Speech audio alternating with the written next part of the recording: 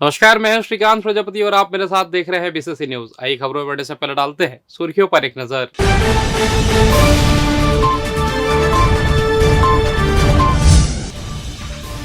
एक पेड़ मां के नाम अभियान, जुड़ रहे लोग, किया जा रहा पौधारोपण। भारी बारिश से निचले इलाकों में बाढ़ जैसे हालात, कई गांवों में घुसा पानी। फसल बीमा कराने किसान नहीं दिखा रहे रुचि, कलेक्टर ने विभाग को दिए निर्देश। फरार आरोपियों पर इनाम की घोषणा, पुलिस अधीक्षक ने आम लोगों से मांगी मदद।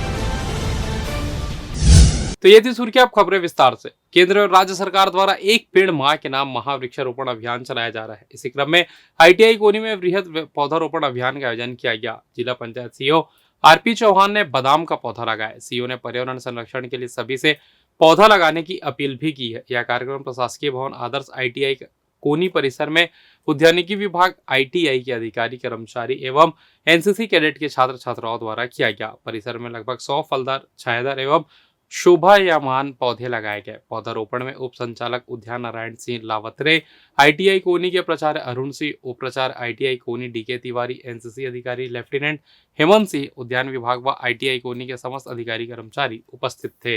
एक पेड़ माँ के नाम से जो अभियान चल रहा है, उसी सिलसिले में आज हम लोगों ने मॉडल आईटीआई कोनी है वहाँ भी वृक्षारोपण किए हैं। यहाँ के जो प्रशिक्षणार्थी हैं, कैडेट हैं, स्टाफ हैं, प्रिंसिपल हैं, सारे फैकल्टी उपलब्ध यहाँ उपस्थित हैं और पूरे परिसर में आज 100 से अधिक पौधे रोपित करेंगे। सभी बच्चे और स्टाफ और हमारे साथी लोग, और इस उद्यान विभाग का भी इसमें सहयोग है। और इसी तारतम्य में हमने भी अभी बादाम का पौधारोपण किया है और ये अभियान आगे और भी सतत जारी रहे। छत्तीसगढ़ की साय सरकार ग्रीन ट्रांसपोर्ट को बढ़ावा देने रायपुर, दुर्ग, बिलासपुर और कोरबा में 244 ई बसों का इंफ्रास्ट्रक्चर डेवलपमेंट करने जा रही है।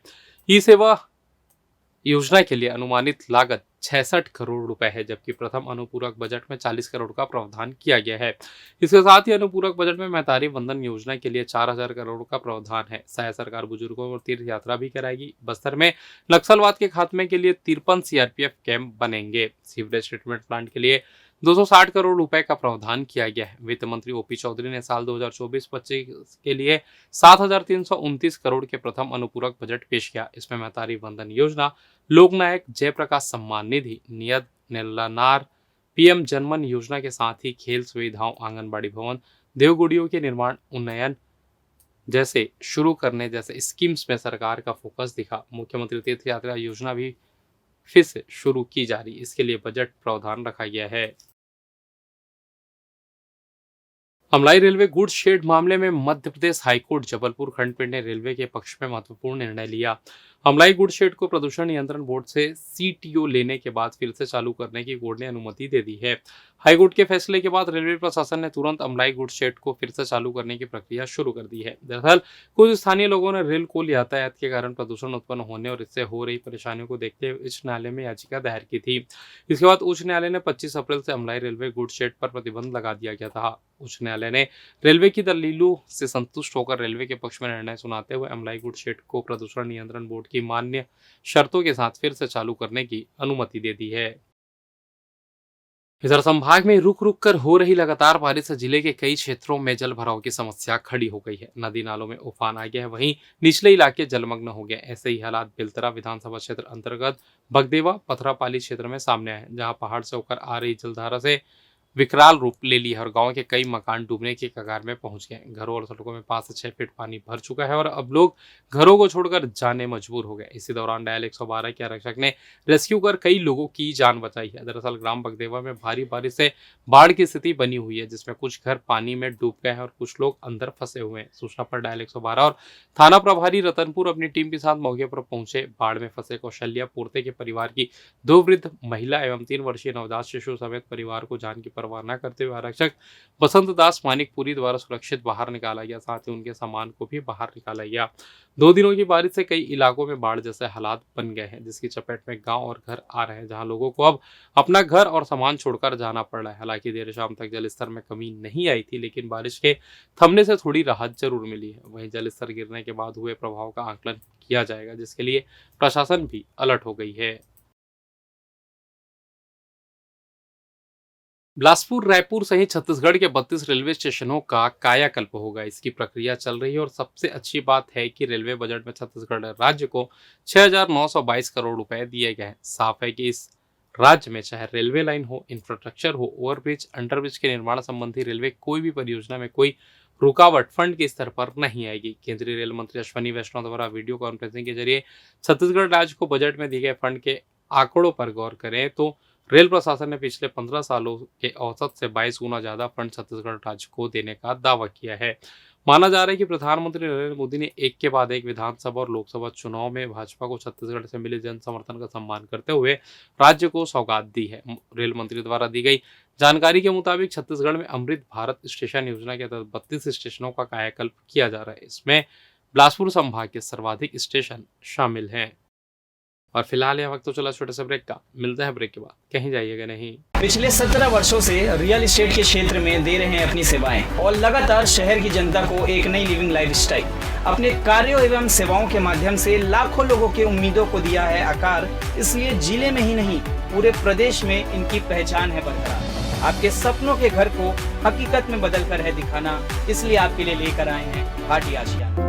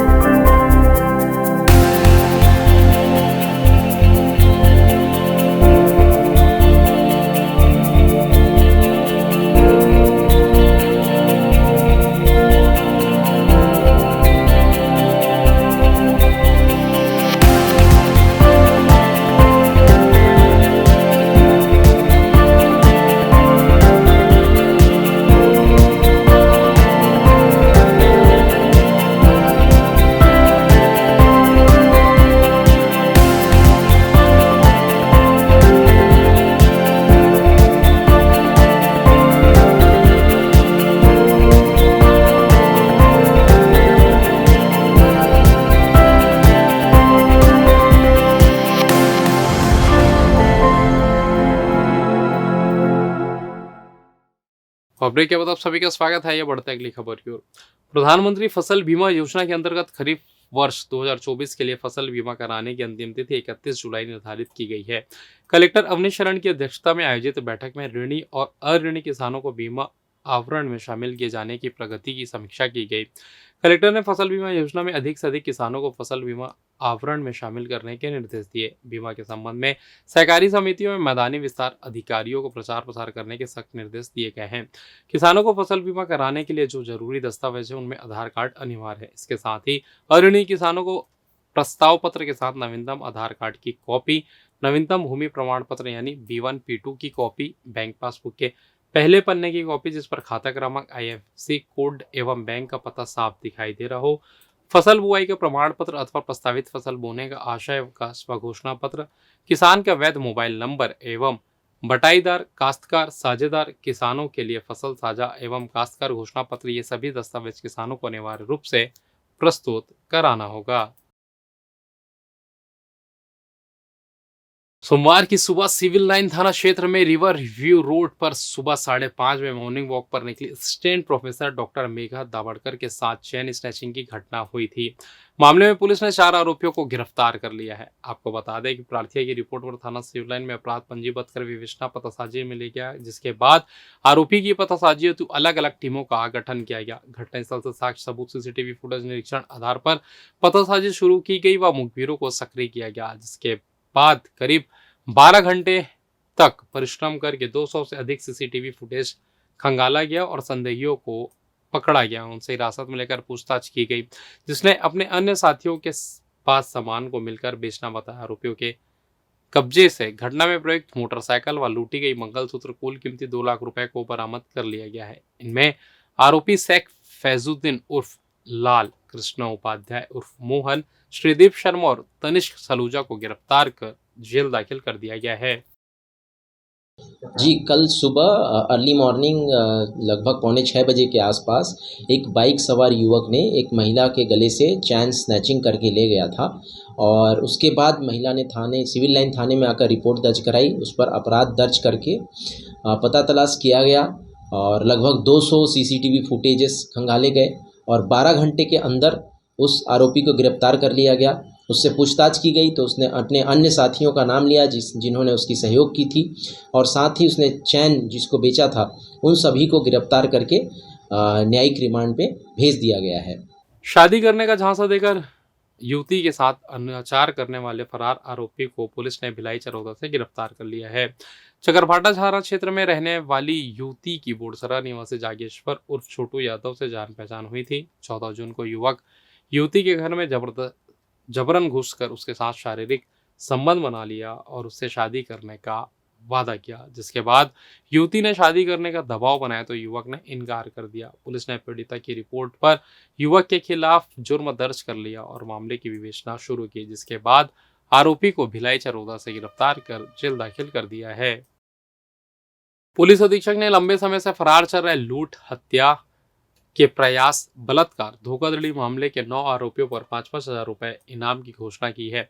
इस मामले में सरकंडा थाने से आरोपी राकेश कुमार नट निवासी जशपुर, मंजय कुमार नट पर 5-5 हजार रुपए इनाम की घोषणा की है। वहीं तारबार थाना क्षेत्र से 376 के आरोपी अमोल लकड़ा, देवरीखुर्द निवासी मस्तूरी से आरोपी रविशंकर सुमन समेत 9 आरोपियों पर 5-5 हजार रुपए इनाम की घोषणा की गई है। इनमें आरोपियों की सूचना आप एडिशनल एसपी या पुलिस कंट्रोल रूम या अपने नजदीकी थाना में दे सकते हैं। पहचान करने वाले या बताने वाले का नाम पूर्णतः गोपनीय रखा जाएगा। ज्योति स्नानपुर में श्रद्धालुओं के आने जाने के लिए 3 जोड़ी ट्रेनों की व्यवस्था की गई है। रेलवे प्रशासन की तरफ से दक्षिण पूर्व मध्य रेलवे से चलने और गुजरने वाली 6 यात्री गाड़ियों का 2 मिनट का स्थायी ठहराव दतिया रेलवे स्टेशन पर 1 से 8 अगस्त तक दिया जाएगा। रायगढ़ निजामुद्दीन रायगढ़ गोंडवाना एक्सप्रेस, विशाखापट्टनम निजामुद्दीन विशाखापट्टनम समता एक्सप्रेस, छिंदवाड़ा दिल्ली सराई रोहिला छिंदवाड़ा पतालकोट एक्सप्रेस सहित सभी ट्रेनों का 1 अगस्त से 8 अगस्त तक दतिया रेलवे स्टेशन पर 2 मिनट के लिए अस्थायी ठहराव की व्यवस्था की गई है। और फिलहाल इस बुलेटिन में बस इतना ही। मुझे दीजिए इजाजत, फिर होगी आपसे मुलाकात। तब तक देखते रहिए बीसीसी न्यूज़। नमस्कार।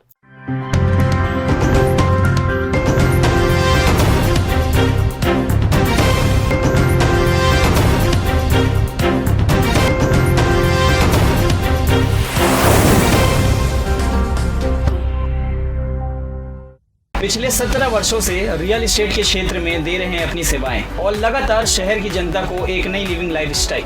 अपने कार्यों एवं सेवाओं के माध्यम से लाखों लोगों की उम्मीदों को दिया है आकार। इसलिए जिले में ही नहीं पूरे प्रदेश में इनकी पहचान है बरकरार। आपके सपनों के घर को हकीकत में बदल कर है दिखाना, इसलिए आपके लिए लेकर आए हैं भाटी आशिया।